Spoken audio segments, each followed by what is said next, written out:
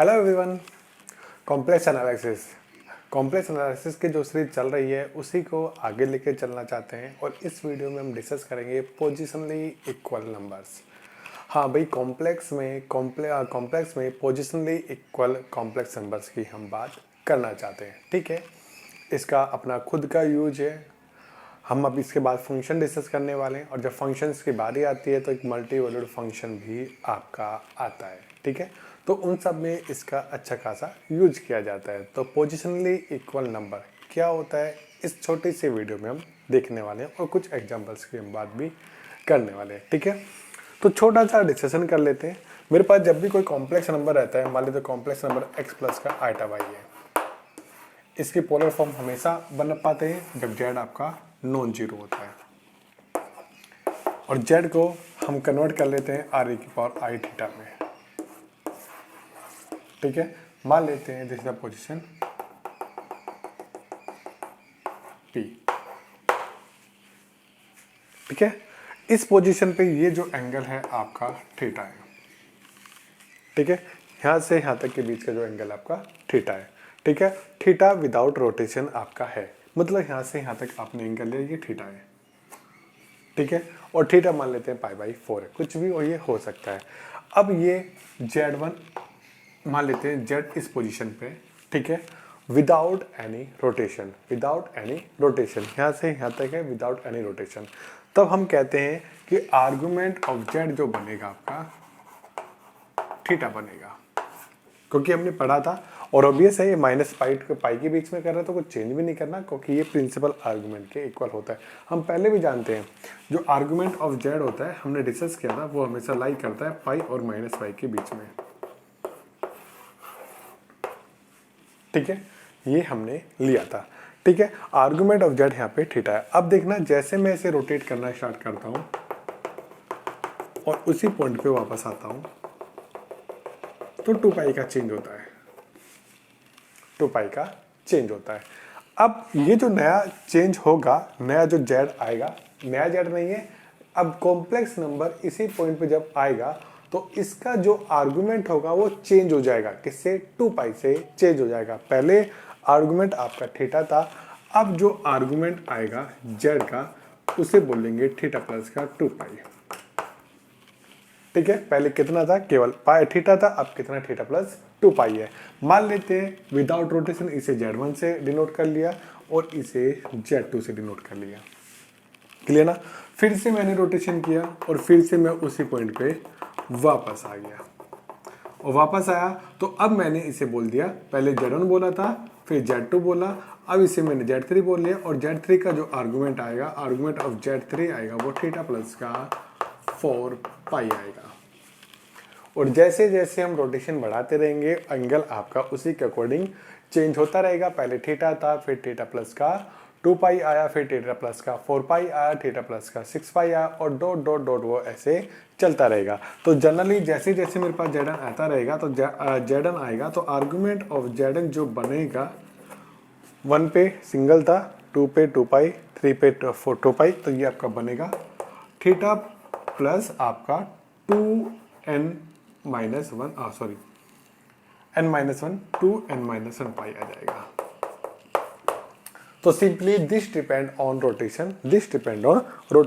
ठीक है, एक पॉइंट से z1 यहाँ पे पोजीशन, यहाँ पे जो z1 था इस पोजीशन पे था, z इस पोजीशन पर था, उसे मैंने z1 कंसीडर किया और फिर मैंने जब रोटेशन किया तो ले जाके उसी पॉइंट पे वापस पुट कर दिया और करने के बाद इसने कुछ चेंज आया आर्गुमेंट में, वो कितना आया? 2 पाई का चेंज आया। ठीक है, अब देखना z1 z2 को देखो, z1 और z2 को देखो, वे दोनों के दोनों एक ही पोजीशन पे हैं, दोनों के दोनों एक ही पोजीशन पे।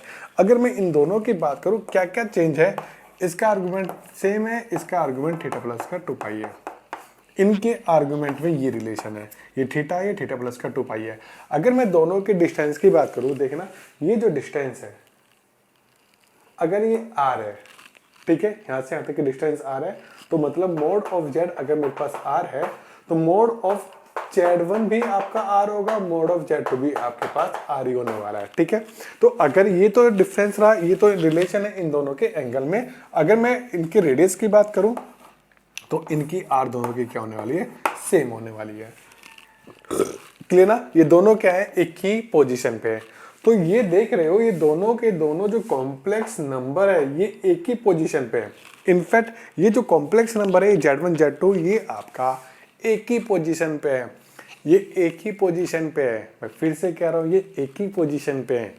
एक ही पोजीशन का मतलब क्या है, इन्हें बोला जाएगा पोजिशनली इक्वल नंबर। ये दोनों एक ही पोजीशन पे है, so called positionally equal number.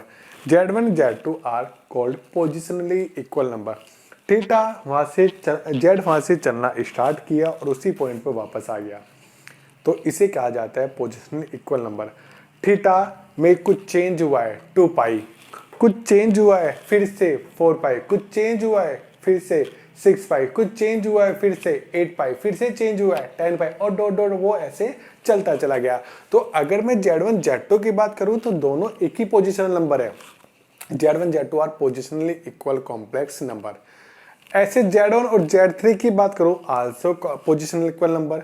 Z1 Z3 Z3 या Z4 की बात करूं, आल्सो पोजिशनल इक्वल, और डॉट डॉट वो सारे के सारे क्या बनेंगे, पोजिशनली इक्वल नंबर बनेंगे। So any complex number Z1 and Z2 are positionally equal if they are at the same position P। वो कॉम्प्लेक्स प्लेन में बस क्या हो, एक ही पोजिशन पे हो।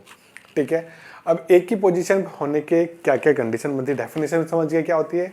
पोजिशनली इक्वल का मतलब यही होता है कि वो कॉम्प्लेक्स प्लेन में एक ही हो, एक ही पॉइंट पे हो, एक ही पोजीशन पे हो, ऐसा होता है तो उन्हें पोजिशनली इक्वल बोला जाता है। ठीक है, पोजिशनली इक्वल कॉम्प्लेक्स नंबर बोला जाता है। यहाँ पे देखा था इन दोनों को पोजिशनली इक्वल बोला गया है और इन दोनों के लिए जो कंडीशन आई है, argument of Z1 equal to argument of Z2 है, नहीं प्लस का 2 पाई के इक्वल है या सिंपली माइनस का 2 पाई के इक्वल है।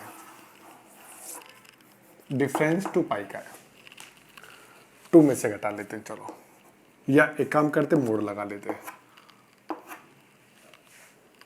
या एक काम करते हैं आर्गुमेंट ऑफ Z2 माइनस का आर्गुमेंट ऑफ Z1, ये आपका एग्जैक्टली 2 पाई है। तो पहली कंडीशन तो यह है, ठीक है, एक कंडीशन ये आई, और यहाँ पे जो आया है mod of Z1 equal to mod of Z2 आएगा। उनकी जो रेडियस आएगी, उनकी जो डिस्टेंस होगी हमेशा क्या होगी, 0 से सेम होगी। ठीक है, उन दोनों की डिस्टेंस क्या होगी, 0 से सेम होगी। फर्स्ट कंडीशन क्या होनी चाहिए, सेम होनी चाहिए डिस्टेंस। सेकंड, उनके आर्गुमेंट में जो डिफरेंस आएगा वो 2 पाई आना चाहिए। नहीं, 2 पाई जरूरी नहीं है, 4 पाई भी हो सकता है, 4 पाई भी आपका हो सकता है। ये भी पोजिशनली इक्वल नंबर है। आपने देखा था Z3 और Z1 भी एक ही पोजीशन पे है, Z1 और Z3 भी एक ही पोजीशन पे है। ठीक है, तो ऐसा कॉम्प्लेक्स नंबर्स, ऐसे कॉम्प्लेक्स नंबर Z1 Z2 जो दोनों एक ही पोजीशन पे होते हैं, उन्हें पोजिशनली इक्वल नंबर कहा जाता है। सिंपल सी डेफिनेशन है, जस्ट इट कि वो क्या हो, एक ही पोजीशन पे आपको मिले। उसके लिए सबसे पहले कंडीशन है कोई भी ये, तो वो क्या होना चाहिए, ये आना चाहिए। और सेकंड क्या है, इनका जो डिफरेंस है वो क्या आना चाहिए, आपका 2n पाई आना चाहिए। ठीक है, 2n पाई आपका आना चाहिए। देखो एंटी क्लॉकवाइज रोटेट करके वापस आया तो आपने एंगल ऐड करते चले गए, ऐड करते चले गए और ऐड करते चले गए। ठीक है, तो ये दोनों एक ही पोजीशन पे है। ठीक है, अगर मैं क्लॉकवाइज भी रोटेट करके आऊंगा ना, तब भी Z1 Z2 उसी पोजीशन पे आपको देखने वाले हैं, और Z1 Z2 जब उसी पॉइंट पे आपको दिखने वाले हैं तो ऑब्वियस है वो भी क्या बनेंगे, पोजिशनली इक्वल नंबर बनने वाले हैं। मतलब चाहे आपने रोटेशन करके, एंटी क्लॉकवाइज रोटेशन करके 2 पाई को ऐड किया है, चाहे आपने क्लॉकवाइज रोटेशन करके 2 पाई को सबट्रैक्ट किया है, मतलब एंगल या तो 2 ऐड पाई ऐड हुआ है या माइनस का 2 पाई ऐड हुआ, उस दोनों केस में वो एक ही पोजीशन पे, कोई फर्क यहाँ पे नहीं पड़ता। तो इन दोनों केस में क्या रहेगा भाई, वो सेम ही होने वाला है, एक ही पोजीशन पे आने वाले। तो दोनों केस में क्या रहेंगे, वो पोजिशनली इक्वल नंबर ही बनेंगे, चाहे आप उसे वहां पे लौट के आए या फिर वो ऐसे घूम के आए, कोई फर्क नहीं पड़ता। ठीक है, मेरा कॉन्सेप्ट बस यहाँ से इतना है कि वो एक ही पॉइंट पे आना चाहिए, एक ही पोजीशन पे वो होने चाहिए, और अगर एक ही पोजीशन पे है तो भी इसे पोजीशन का नंबर है। ऐसा भी हो सकता है बेचारा यहाँ से चला और ये छोटा सा सर्किल कवर करके उसी पॉइंट पे वापस आ गया, समझ रहे हो, मतलब कुछ चेंज हुआ ही नहीं, 2 पाई का कहीं चेंज हुआ ही नहीं, ना तो -2 पाई ऐड हुआ, ना ही 2 पाई, एंगल में भी चेंज नहीं हुआ तब भी हम उसे पोजिशनली इक्वल नंबर कहते हैं। तो इसलिए ना इसे n बिलोंग्स टू इंटीजर करते हैं हम लोग, ठीक है। मतलब अगर 2 पाई या चेंज हुआ भी नहीं ना तब भी हम क्या कर लेते हैं, उसे पोजिशनल इक्वल नंबर कहा जाता है। This is the basic of the positionally equal number, ठीक है, कॉम्प्लेक्स नंबर। इसका यूज मुझे आगे मल्टी वैल्यूड फंक्शन में करना है, ठीक है। आगे हम फंक्शन डिस्कस करेंगे, मल्टी वैल्यूड फंक्शन करेंगे, उसका हमें यूज करना है। तो मैं हल्की सी डेफिनेशन लिख देता हूँ और इसे प्रॉपर्ली कर देते हैं, ठीक है।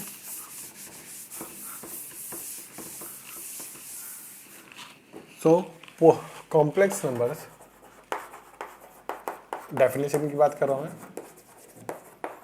Z1 and Z2 are positionally equal or said to be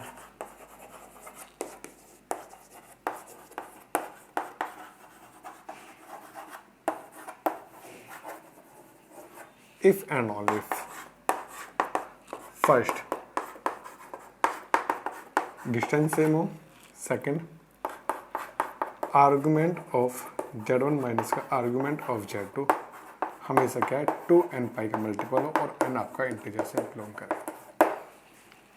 और इसे हम ऐसे भी लिख सकते हैं क्या कि argument of Z1 equal to argument of Z2 हो जाए, ऐसे भी लिख सकते हैं। ये तो मस्ट है ही है, इन दोनों में से कोई एक रख लो क्योंकि दोनों का मतलब एक ही है। अगर उनके प्रिंसिपल आर्गुमेंट सेम है तो ऑब्वियस है रोटेशन करते रहो, वो हमेशा जनरल आपको वही देने वाला है, क्योंकि प्रिंसिपल आर्गुमेंट और आर्गुमेंट में केवल 2n पाई का डिफरेंस होता है और कोई डिफरेंस नहीं होता। और अगर ये इक्वल है, ऑब्वियस है इनका डिफरेंस 2n पाई आ रहा है तो ठीक है, क्योंकि प्रिंसिपल आर्गुमेंट आपका रोटेशन पे डिपेंड नहीं करता, कभी रोटेशन पे डिपेंड नहीं करता, तो ये हमेशा क्या आएगा, 0 आने वाला है, ठीक है। तो इस केस में क्या आएगा, argument of Z1 principal argument of Z1 equal to आएगा principal argument of Z2। so this is the basic definition of the principal argument or basic definition of the positionally equal numbers, positionally equal complex number, ये इसकी definition होती है, ठीक है। हाँ, एक question जरूर माइंड में आता है क्या कि अगर ये दोनों पोजिशनली इक्वल नंबर है, क्या ये दोनों अलग अलग क्वेश्चन कॉम्प्लेक्स नंबर होंगे? क्या ये पोजिशनली इक्वल नंबर्स आपने मिले Z1 Z2, क्या ये डिफरेंट कॉम्प्लेक्स नंबर होंगे? ये सोचना और बताना, ठीक है। आज इस वीडियो में हम इतना ही करने वाले, छोटी सी वीडियो थी, हम आगे यूज करेंगे, ठीक है। एक चीज और भी हम बता देते हैं, चलो हल्का सा डिस्कशन और कर लेते हैं हम लोग। हम आगे डिस्कस करने वाले मल्टी वैल्यूड फंक्शन को, और उसमें z जब हम पोलर फॉर्म में लिखा होता है तो हम एक्चुअली z को चेंज करेंगे r थीटा प्लस 2 पाई से, ठीक है। अगर ऐसा होगा तो ये कॉम्प्लेक्स नंबर और ये कॉम्प्लेक्स नंबर एक ही है, बट ये क्या बनेंगे, आपके दोनों पोजिशनली इक्वल नंबर बनने वाले, क्योंकि कितना चेंज किया, थीटा प्लस 2 पाई से। और इसी को डिस्कस करते हुए हम डिफाइन करते हैं मल्टी वैल्यूड फंक्शन और सिंगल वैल्यूड फंक्शन। यहीं से लेके आते हैं multi valued function and single valued function, and single valued function, यही सब कुछ डिसाइड करता है भाई। इसकी वैल्यू पुट करते हैं फंक्शन में और फिर हम डिसाइड करते हैं कि वो फंक्शन कैसा है, मल्टी वैल्यूड है या फिर सिंगल वैल्यूड है, ठीक है। नेक्स्ट वीडियो में हम बात करेंगे आई थिंक फंक्शंस की। बाकी मिलते हैं नेक्स्ट वीडियो में, जब तक के लिए बाय बाय।